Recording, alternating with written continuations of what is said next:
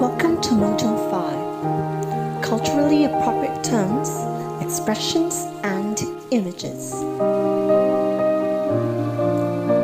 First off, we are going to start with the slang across the United States of America. To begin with, let's talk about the slang from the East Coast. What do you mean by the following words? Mad.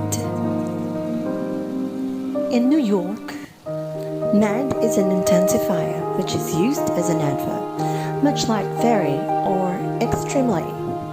For example, one could say that English grammar is mad difficult. Sketchy, a term that originated in Boston but is now used all over the United States. Sketchy is a synonym of suspicious or out of place. It can be used to describe a person or an event. For example, if someone rings your doorbell at midnight, that's a sketchy situation. And the guy who rang your doorbell is a sketchy person. Chiffin. This word comes from the United States capital, which is Washington, D.C., and it means to steal or to not share. Imagine that you're getting together with your friends and everyone brings something to eat or drink except you. Your friends might say that you're chiffing their stuff. Now, let's go to the slang from the Midwest. The Midwest, commonly referred to as America's heartland, is filled with grassy pastures, farmlands, and exceptionally cold winters. The first word is swag. The word swag actually dates back to the 1500s when it meant to move in steadily. It was brought back in the 1990s by rappers in Chicago who used it to describe a confident, stylish attitude. If your friend tells you that you've got swag, it's a compliment. Voila! Detroit, Michigan is one of the most economically depressed cities in the United States. Ironically, it's also the birthplace of the term bala, which describes somebody who is very wealthy and has a tendency to flaunt that wealth. For instance, if you see somebody wearing a diamond chain and driving a Mercedes, you could describe him as a bala. You betcha. In Minnesota, people constantly use this quaint expression to express emphatic agreement. If someone from Minnesota asks you, "Do you want to improve your English?" you could respond by saying, "You betcha." And here are the slangs from the South. From Disney World to Texan ranches, America's South is full of character and personality. Southerners enjoy warm winters as a slower pace of life. Ballet. Native Spanish speakers who are learning English will surely recognize the interjection ballet, which means okay or go ahead. Popularized by rappers and singers like Pitbull, this Spanish word has become a normal part of the English lexicon in Miami. Break Bad.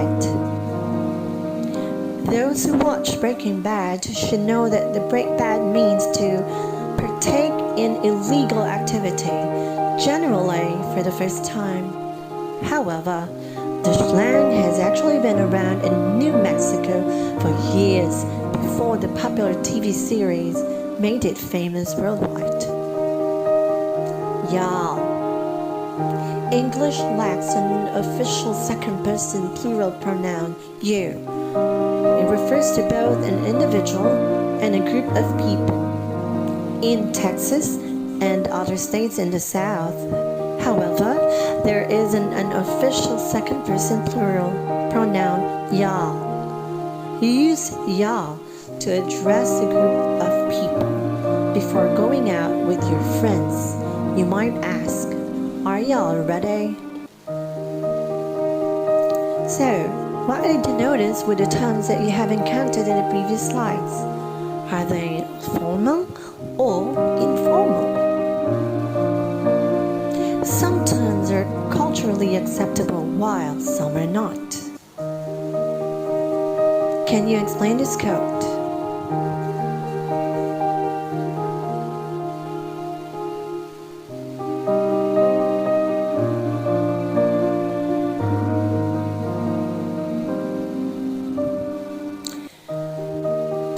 Now let's talk about idioms. What are those? So idioms are word combinations that have a different figurative meaning than the literal meanings of each word or phrase. They can be confusing for kids or people learning a language as they don't mean what they say. He's as cool as a cucumber is an everyday idiom, but if you've never heard it before, you might wonder what cold fruit or vegetable has to do with the situation. Isn't it a fun way to say he's very calm though? We have compiled a huge list of common examples of idioms for kids to learn and become more familiar with these. These are crazy creative phrases. Use them to express yourself in an interesting way. First, we have the stop ironing my head. Next time someone is annoying you, just tell them to stop ironing your head. The Armenian idiomatic expression means to stop ironing my head is to stop annoying me. This idiom is so useful that it actually appears in other languages as well. For example, the Turkish kafa ötüleme means don't iron my head. Are you still riding the goat? This is a northern Cheyenne Indian reservation idiomatic expression. Cheyenne is a fascinating language that's now highly endangered, with only a couple thousand living speakers, mostly on the northern Cheyenne Indian reservation. It's also the source of a rather catchy way of asking someone whether they are separated from their spouse. So you can say, "Are you still riding the goat?" Walk around in hot porridge from the Czech Republic. I won't walk around in hot porridge.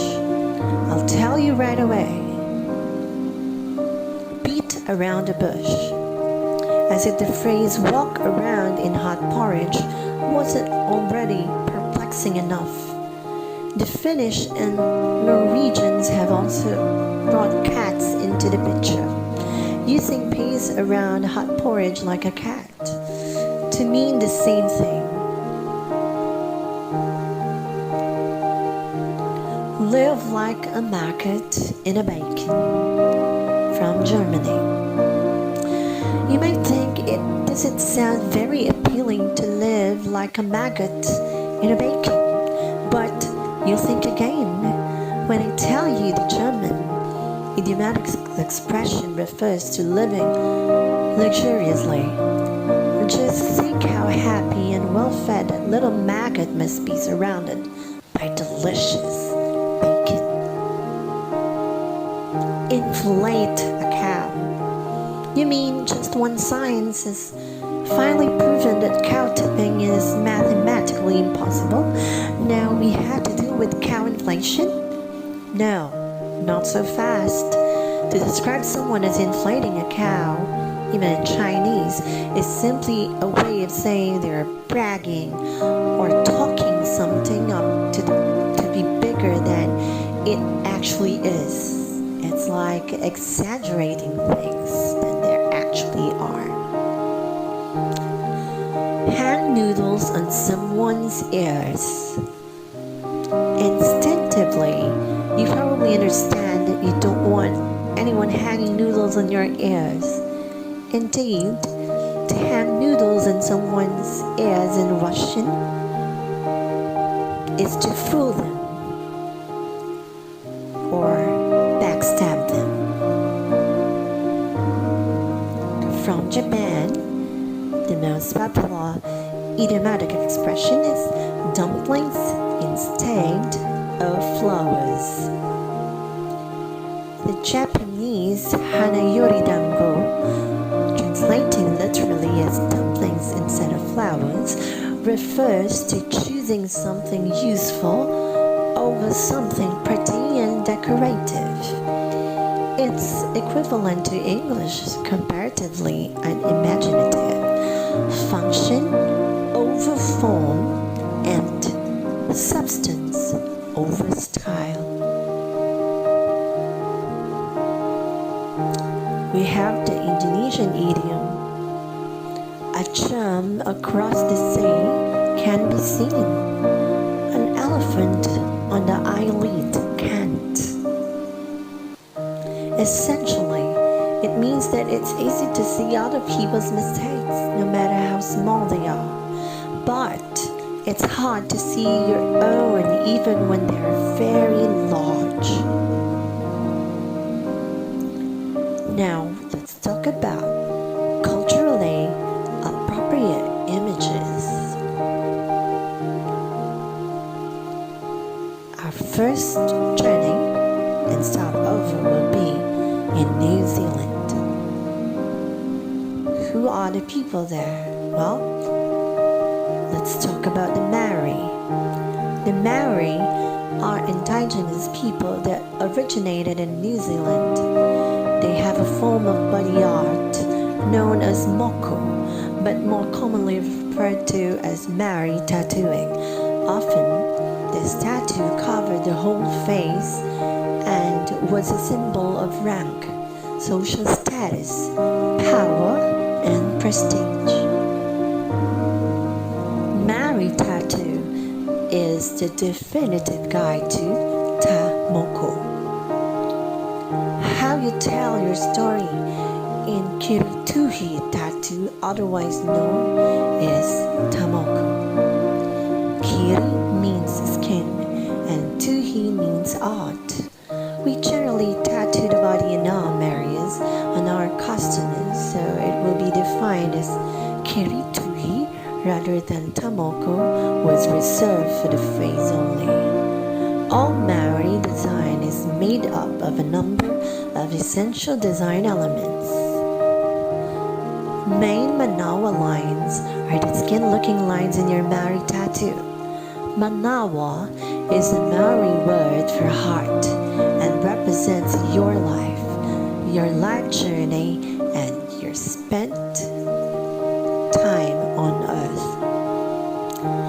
Main chorus coming off the Manawa lines are used to represent people and people groups.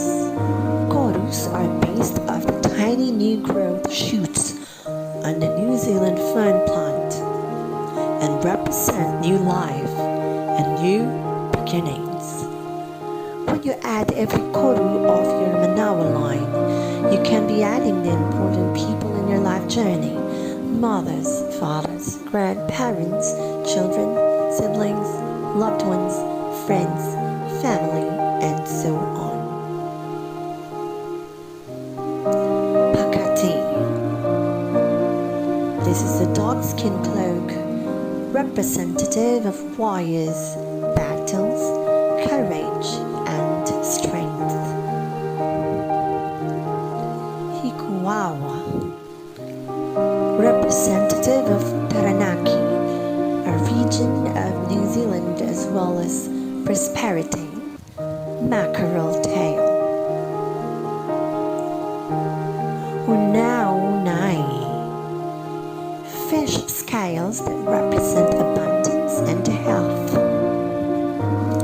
Ahu ahu, Mataroa shows talent and achievement in athleticism or sport and can also be a representative of a new challenge. Dara, dara, from whale teeth.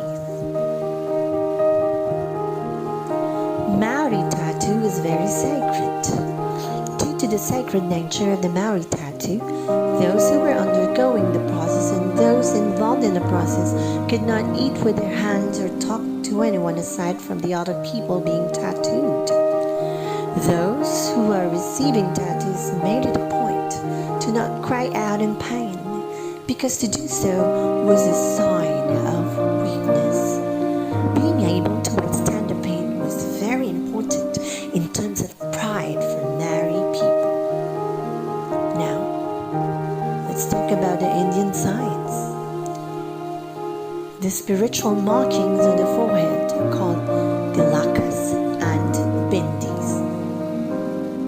Chances are you've seen pictures of Indian sadhus or holy men with horizontal white lines across their forehead.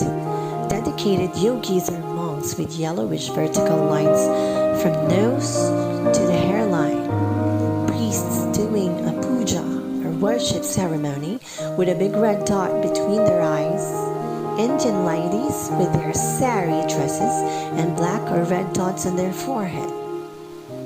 Western hoti yoginis with hula hoops and bright sparkling jewelry looking little and sombre on their forehead.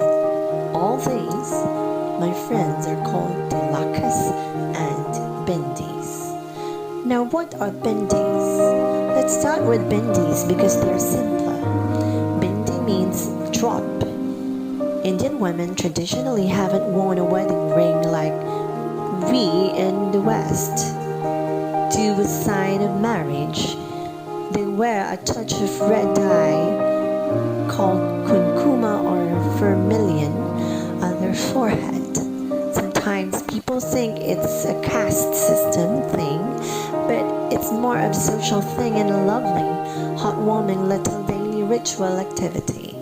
That was my experience in India as a married person. It's nice to broadcast your love like that. It also represents the feminine goddess energy and offers protection against negativity. Now what are tilakas? Tilaka means mark. It's worn on the forehead or elsewhere on the upper body as a sign of surrender, marking your body as a temple for a specific deity. For example, if the tilaka is V-shaped or has two or more vertical lines, it denotes devotion to Vishnu or Krishna, applied with chandana, which is a mixture of clay, sandalwood paste and fragrances. Followers of Shiva wear a tilaka with 3 horizontal signs, often applied with ashes, and sometimes a red dot in the middle, symbolizing Shiva's third eye.